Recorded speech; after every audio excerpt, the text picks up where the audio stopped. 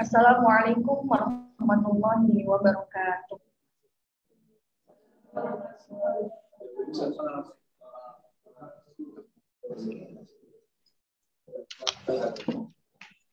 Yang kami hormati Bapak Najib Bukhari, LC, MPHI, yang telah memberikan sambutannya sangat luar biasa. Terima kasih. Yang kami hormati Koordinator AISNU, dan yang kami hormati para narasumber pada pagi hari. Dan yang kami banggakan seluruh mahasiswa SAI Al-Anwar yang mudah-mudahan dalam kesempatan pagi hari ini bisa memberikan dampak positif ya bagi keberlanjutan literasi lingkup pesantren. Alhamdulillah, puji syukur kehadirat Tuhan Yang Maha Esa, Allah. Alhamdulillah, puji syukur kehadirat Allah Subhanahu Wa Taala yang telah memberikan nikmat kepada kita semua sehingga kita bisa berkumpul melakukan launching dan kitab Metos Rujukan Bagi Santri untuk menjadi kreator konten jilid 1.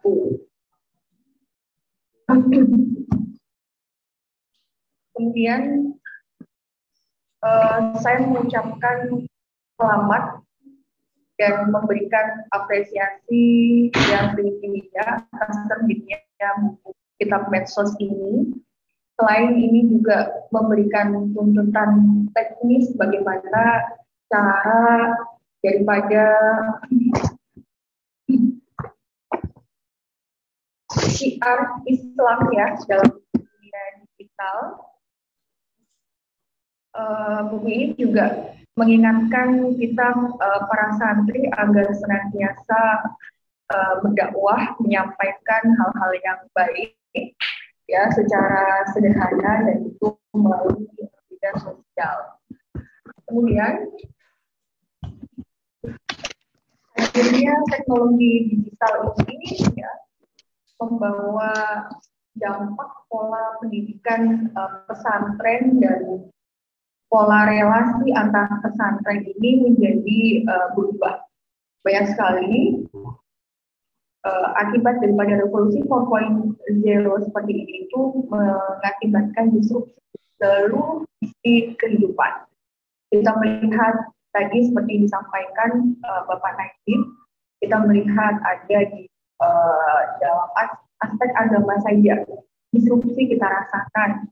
Sekarang kita tidak lagi menggunakan pola-pola muwajahah, tetapi atau pola face to face ya, tetapi juga kita sekarang lebih senang ngaji lewat Facebook misalnya, lewat YouTube misalnya. Kemudian di samping itu juga kita banyak sekali dampak negatif dari disrupsi ini. Seperti halnya ketika kita melihat pengajian-pengajian lewat kanal-kanal media sosial yang ada, kadang-kadang susah untuk memfilter bagaimana apakah ustadz yang kita lihat ini memiliki sanad yang tuntutannya sampai kepada Rasulullah atau tidak. Sehingga ini menjadi sesuatu yang sangat penting ya untuk para santri bisa memfilter bagaimana dia mengambil satu referensi ya dalam kajian-kajian keagamaan. Di samping itu juga dampak negatif yang lainnya, bagaimana pola perubahan ini dalam tradisi istinbat atau dalam tradisi mencari referensi. Ya. Sekarang tradisi istinbat di pesantren itu bukan hanya pada kitab-kitab Quran saja, tetapi juga sekarang lebih menggunakan googling misalnya.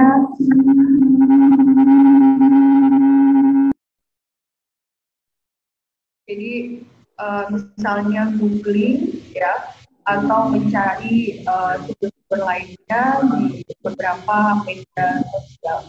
Sehingga ini juga menjadi satu tantangan bagi para santri, di mana santri ini memiliki salah satu karakteristik yang sangat unik ya, yaitu dia melazimkan untuk kita jalis masyhur ya, karena ada salah satu faktor tabaruk sehingga jadi memprioritaskan untuk kemajuan. Dan tidak asing juga tantangan bagi kita juga di pesantren ini ya, ada beberapa yang lebih memilih untuk memakai pola-pola yang konvensional. Kemudian apa namanya, kita di sini karena adanya era keterbukaan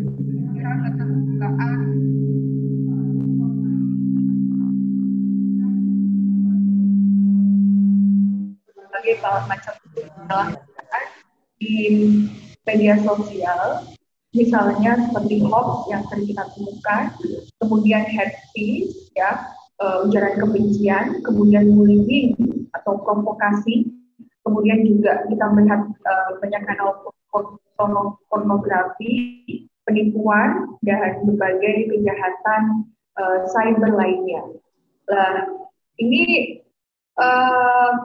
mudah sekali ya berseliweran di media sosial kita. Maka ini merupakan tantangan bagi kita semua. Oleh karena itu, kehadiran buku ini menjadi salah satu jawaban atas solusi terhadap tantangan santri dalam bagaimana berinteraksi dengan media sosial. Kemudian juga saya ingin tegaskan kembali pentingnya kita memilih guru, memilih syekh yang tuntutan sanadnya itu jelas, ya, tuntutan sanadnya itu jelas. Apalagi kita sebagai santri itu dituntut untuk ya tetap membawa nilai-nilai kitab kulos dan bagaimana kita mengkolaborasikan dengan kitab. Perlu kita lihat adalah berbagai macam peluang-peluang ya dalam kita berinteraksi dengan kitab kuning, tetapi juga kita menghadapi era modern sekarang. Maka pembelajaran kitab salah yang lainnya dijadikan sebagai referensi dan bahan bacaan atau sujudnya ini cenderung belum ke arah kinerja ilmiah ya.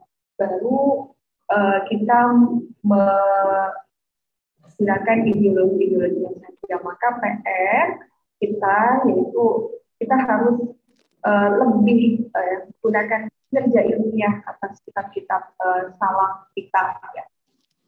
Saya contohkan ketika misalnya dalam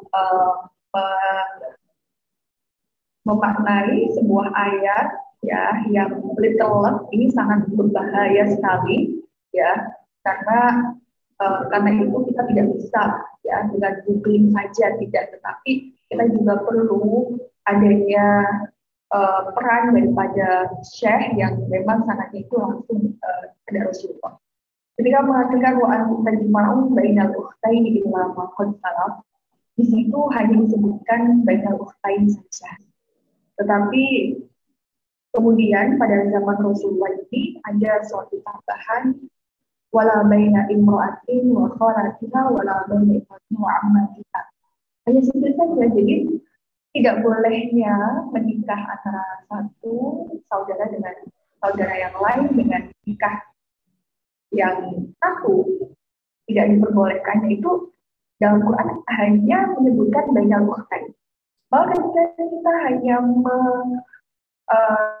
mengartikan secara literal, maka artinya oh boleh dong kita menikah uh, apa namanya dengan anak perempuan, kemudian menikah lagi dengan bibinya misalnya, kemudian menikah lagi dengan neneknya misalnya, kan tidak disebutkan di dalam Al-Quran. Maka inilah pentingnya kita menggunakan beberapa kita pikir misalnya balaghah, maka di sini penambahan pada masa Rasulullah hanya sebatas wala baina ikhwati wa ammatnya wala baina akhawatika, kita boleh, kan tidak disebutkan dalam hadis dan Quran. Maka di sini mengenai balaghah apa namanya itlaqul amr bil, tetapi dengan pendidikan yang sebagian sudah. Inilah penting kita kaji satu literasi agama itu dengan kita akan usahakan itu juga dengan apa namanya pembacaan yang literal saja. Seperti oh bikin jadi ketika wudhu kemudian tidak membasuh bagian aksol ya, itu neraka lah. Berarti di situ ketika kita wudhu kemudian tidak sempurna membasuh muka, berarti tidak well dong. Kemudian ketika kita membasuh tangan ketika wudhu tidak sempurna, maka tidak well dong. Padahal adalah anggota yang harus kita basuh. Apakah begitu? Inilah peran usul fikih dan harus kita maka peran dalam membuat sebuah konten itu betul-betul harus apa namanya menetapkan dengan sumber yang betul, dan kita juga harus jaga bagaimana ajaran-ajaran Ahlussunnah wal Jamaah. Kemudian kita melihat bagaimana ini saya nah, saya akan menampilkan slide sebentar ya, bagaimana kita menanggapi buku ya, menanggapi buku daripada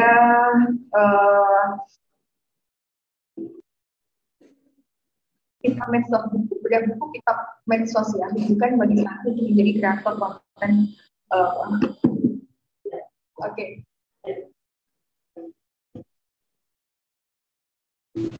Sudah masuk ya? Sudah masuk ya? Oke. Kemudian kita melihat dulu data Kominfo pengguna internet di Indonesia pada Januari 2021 melonjak menjadi 202,6 juta. Itu bertambah 20 juta atau naik 16% jika dibandingkan dengan posisi 20. Next, bisa dibawa ke sini nggak? Oh gitu. Oke, saya mohon maaf ya, ini saya tidak bisa hadir secara offline langsung karena posisi di Papua ya. Kemudian dari total populasi Indonesia di sini sudah tertutup 210,9 juta, ini terdapat pengguna mobil 34,5,3 juta, 125,6% dari jumlah populasi. Ya, sedangkan pengguna internet 204,6, 73,7% dari jumlah populasi. Sedangkan pengguna media sosial aktif itu ada satu, itu 61,8% dari jumlah populasi. Rata-rata penduduk Indonesia ini setiap hari waktu penggunaan internet melalui perangkat apapun selama 8 jam 52 menit. Next slide ya. Ini dari mana ya? Ini dari oh, ya. Oke, next slide. Oke, jadi 8 jam 52 menit ya. Untuk platform media digital yang digunakan, ini YouTube ini menempati urutan tertinggi dengan 93,8%. Kemudian jumlah untuk pengguna WhatsApp ini sebanyak 87,7%. Dan pengguna Instagram sebanyak 86,6% dari jumlah populasi. Dan Facebook sebanyak 85,5% dari jumlah populasi. Luar biasa, ya, di atas 80 lebih. Maka dari data di atas ini menunjukkan media digital menjadi sarana yang sangat-sangat efektif untuk menebarkan pesan, ya, karena digunakan mayoritas masyarakat Indonesia, ya. Kemudian juga jika saat ini kita membuka medsos, tadi saya menyebutkan sedikit bahwa kita sering menjumpai hoax, konten rasis, atau bullying atau radikalisme dan lain sebagainya. Maka kita harus cari dulu sebelum sharing. Bagaimana di dalam buku ini juga sangat luar biasa menyebutkan bagaimana kita harus tabayun informasi. Bagaimana kita juga harus berani repost ya konten-konten yang bisa klarifikasi berita hoax. Jadi kita juga melihat bahwa peluang-peluang media sosial ini harus kita manfaatkan. Media digital juga harus bisa kita kuasai untuk menyebarkan hal-hal yang positif ya. Khususnya dalam buku ini bahwa media ini kita prioritaskan untuk berdakwah. Dalam buku kitab medsos ini, secara rinci dan detail ini disampaikan bagaimana cara membuat konten yang menarik, ya. Kemudian bagaimana cara penyampaian penulis yang mudah dipahami, memudahkan kita semua semakin mengerti dan memahami dalam membuat konten menarik. Kita juga di sini nanti akan diajari bagaimana literasi digital santri, bagaimana teori analisis media, bagaimana strategi dakwah media, bagaimana dakwah digital storytelling, bagaimana ilmu tentang algoritma, bagaimana pelajaran skill jadi kreator konten ya. Ini sangat komprehensif dan saya sangat mengapresiasi dengan adanya media sosial ini ya. Maka di sini dalam buku ini, di awal buku ini membahas tentang bagaimana literasi digital santri. Sangat penting bagi santri untuk melek literasi digital.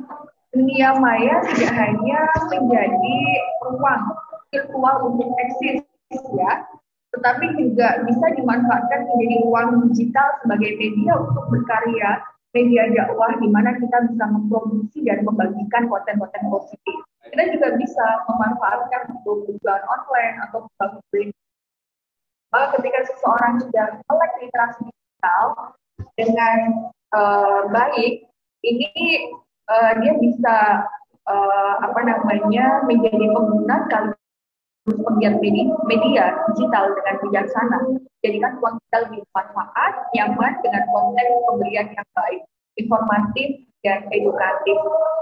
Kemudian buku ini juga membahas tentang analisis media, ya.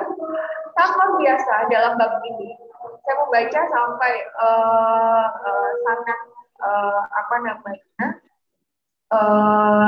sangat luas ya pembahasannya dan kontekstual. Jadi di sini dengan baik ya penulis memaparkan pembagian media menjadi media pers dan media komunitas pasca reformasi terus tumbuh dan salah satunya media komunitas yang segmentasinya muslim. Di sini kemudian santri harus tampil sebagai penggiat media. Santri juga harus menjadi corong media yang terpercaya validitasnya terutama dalam konten keagamaan dan mengantongi sumber-sumber yang bisa dipertanggungjawabkan secara keilmuan ya. Tadi sudah saya sampaikan, santri harus mampu membangun media yang ramah, tidak provokatif misalnya. Dalam buku ini juga dicontohkan bagaimana konten keagamaan yang baik dan edukatif. Salah satunya ya kita di situ tidak spesifik sih menyebutkan tentang bagaimana poster visual itu menjadi salah satu strategi dakwah media. Yang ini juga akan dibahas setelah bab analisis media. Kemudian ada dalam buku tersebut mengulas tentang strategi dakwah media. Ya. Dalam strategi dakwah media ini, penulis memaparkan bagaimana membuat konten yang bagus dimulai dari etika atau adab. Ya. Etika bermedsos ini perlu dipahami seperti etika dalam berkomunikasi. Ya, jadi tidak kemudian mengumbar informasi pribadi, misalnya tidak tidak terus dan dia tidak menjaga privasi orang lain. Kita juga harus cross check kebenaran konten, menghargai hasil karya orang lain. Ya, di sini juga dipaparkan cara untuk meningkatkan insight di medsos, seperti bagaimana kita harus menggunakan identitas yang kuat, ya, identitas yang kuat. Kita juga harus punya identitas nih, misalnya dalam akun saya ini akan lebih dominan dan menyebarkan nilai-nilai Al-Quran misalnya, atau ini menjadi satu yang harus konsisten ya. Kemudian juga menggunakan ajakan untuk bertindak, menggunakan hashtag yang tepat, harus juga menggunakan narasi yang baik, harus memanfaatkan fitur di medsos, unggah konten ini juga harus dilakukan yang tepat dalam buku ini. Ini betul ya, dan memanfaatkan jaring yang dimiliki. Ya. Hal ini sangat bagus dan merupakan ilmu yang sangat berguna bagi santri yang baru memulai menjadi konten kreator. Salah satunya dalam bab ini itu tidak disebutkan secara spesifik tentang bagaimana kita memanfaatkan poster visual. Kalau saya bagi itu visual itu memiliki keunggulan yang sangat banyak ya. Di antaranya kita bisa lebih mudah untuk men-share poster di media sosial. Ya, jadi kita tuh kalau misalnya ingin repost atau ingin men-share ulang, itu kita lebih tertarik ketika itu dalam bentuk poster visual. Jadi ini mungkin lebih bisa dikembangkan lagi, ya, karena dalam pembuatan poster visual ini ada 4 komponen dalam menyusun poster dakwah agar lebih menarik. Selain pemilihan judul tentunya, kita juga harus mencari gambar pendukung yang menarik. Bagaimana kemudian dihias juga dengan desain yang eye-catching, ya. Yang terakhir kemudian kita harus men-share poster, ya, men-share poster. Jadi eye-catching di sini tidak terlalu rumit, ya. Harusnya poster visual itu tidak terlalu banyak warna, tidak bisa mengaburkan pesan-pesan substansi yang ingin dibangun. Kemudian juga kita supaya bisa jelas tahu mana yang judul dan mana yang subjudul. Ini beberapa strategi dakwah media. Ya, saya rasa poster visual ini menjadi salah satu hal yang menarik. Kemudian hal yang menarik lain yang diulas dalam buku ini adalah how to make creative idea. Ya. Dalam buku ini disebut ada beberapa cara untuk mengasah dan mengembangkan ide kreatif dalam memproduksi suatu konten, yaitu antara lain bisa mengasah cognitive flexibility, ya, atau flexibility thinking dengan mengantisipasi kebutuhan dalam mencari ide kreatif. Kemudian juga bagaimana mengenali dan memahami ways of thinking. Buku ini sangat lengkap memaparkan bagaimana memunculkan ide-ide kreatif. Setelah itu dalam buku ini juga diulas bagaimana digital storytelling, ya. Perlu mengungkapkan bahwa kemampuan bercerita ini menjadi hal yang penting bagi konten kreator, ya. Cerita yang dramatis atau menyentuh hati seringkali membuat audiens mudah menekan tombol like, ya, dan membagikan konten tersebut agar orang lain ikut merasakan manfaatnya. Ada beberapa tahapan dalam digital storytelling, yaitu ide, ya, kita bagaimana membuat ide, kemudian bagaimana juga kita mengambil referensi yang betul, kemudian setelah itu kita buat draftnya. Draftnya bagaimana, setelah draft ini sudah ada, kita buat naskah skenario-nya, kemudian editing grafis, dan voice over, animation, publishing, dan evaluasi. Jadi buku ini sangat lengkap dalam penyajian terkait digital storytelling juga. Yang menarik juga, buku ini membahas tentang algoritma, ya, sistem algoritma membaca dari sebuah alur informasi yang sering diketik dalam pencarian. Kunci dari algoritma adalah banyaknya keyword atau banyaknya konten database yang diupload di internet. Algoritma ini bertugas mengatur arus informasi yang beredar di setiap sistem media sosial. Ini juga memiliki cara-cara yang masing-masing untuk mengatur bagaimana algoritma ini bekerja. Bagaimana konten kita dapat disampaikan ke audiens bergantung algoritmanya. Oleh karena itu penting untuk kita kanalisasi konten sebelum kita mengupload di medsos, ya. Kanalisasi konten ini adalah salah satu bentuk strategi agar algoritma berpihak kepada konten kita. Tips dan trik mengakali algoritma ini secara apik, ya, diulas dalam buku ini. Algoritma buku ini juga mengulas tentang skill jadi kreator konten di Instagram, ya. Maksud dari penggunaan kata skill di sosial media kurang lebih adalah meminta atau memberikan suatu informasi dari suatu postingan yang dilihat. Adapun langkahnya adalah mengenali siapa audiens kita, memperjelas siapa kita dan mau ngapain, memulai deskripsi biografi yang optimal, menggunakan profil picture yang berkualitas dan totalitas pada 12 unggahan konten pertama. Hal lain yang juga perlu dioptimalkan dalam pengembangan Instagram adalah dengan membuat konten yang berkualitas, ya, memanfaatkan fitur hashtag, melakukan interaksi personal, pastikan konten kita dibagikan secara luas, bangun juga hubungan dengan akun kritis. Ya. Masih banyak pengetahuan dan dalam, ya, wajib, ya, bagi para santri yang ingin menjadi konten kreator untuk membaca buku. Para santri yang kami hormati, untuk yang terakhir, ya, kami mengajak untuk memanfaatkan kemajuan teknologi informasi yang cepat ini untuk memajukan dakwah Islam.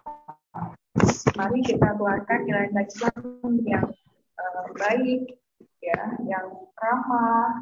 Kemudian juga kita harus betul-betul memberikan nilai-nilai bagaimana kutubus salam ini menjadi salah satu referensi, ya, dan basic daripada jadi mempelajari dan mengembangkan materi kitab salam ini tidak berarti jaga warisan keilmuan pengetahuan, karena setiap ilmu pengetahuan itu tidak asal mula ada begitu saja, namun juga karena ada genealoginya, ya. Jadi pada era informasi 4.0 yang ditandai dengan adanya digitalisasi ini, ya, maka menuntut pembelajaran kitab salam ini yang berbasis teknologi, ya. Bagaimana ini juga harus dikuasai oleh para santri. Kita juga menemukan fenomena sosial yang berkembang bahwa media sosial ini digunakan untuk menyampaikan bagi dakwah dan keislaman, ya. Maka para santri, ya, kitab salaf yang pada umumnya kaji secara terbatas di kalangan pesantren, dan inilah tugas daripada Santri Al-Anwar di sini untuk bagaimana kitab salaf yang pada umumnya hanya dikaji di kalangan pesantren, kita unggah di media sosial dan mudah ya diakses di berbagai media sosial dengan hanya bermodal kuota internet saja. Kemudian juga kita harus mengembangkan pembelajaran kitab salaf ini dengan melalui pendekatan sosial keagamaan yang bersifat persuasif ya, humanis. Bagaimana ini juga harus dikembangkan di media sosial ya. Bagaimana kitab salaf juga yang memiliki pendekatan sosial keagamaan yang humanis di tengah-tengah kehidupan masyarakat itu juga menjadi semakin mudah. Kemudian pemahaman kitab salaf secara kontekstual harus dilakukan demi menyampaikan pesan ya melalui dakwah di media sosial ini dan sangat memudahkan bagi masyarakat umum untuk memahami dengan baik. Terakhir, saya ucapkan terima kasih kepada AISMU yang sangat luar biasa Mbak Anifa ya, AISMU ini sudah beri banyak sekali untuk santri, untuk pendidikan Nusantara ini yang AISMU juga telah menyusun dan menyebarluaskan dari rekan-rekan AISMU terus produktif dalam menghasilkan karya untuk juga memberikan kontribusi terhadap kemajuan Islam dan Indonesia. Sekian, terima kasih. Wabillahi taufiq wal hidayah, wal inayah. Wassalamualaikum warahmatullahi wabarakatuh.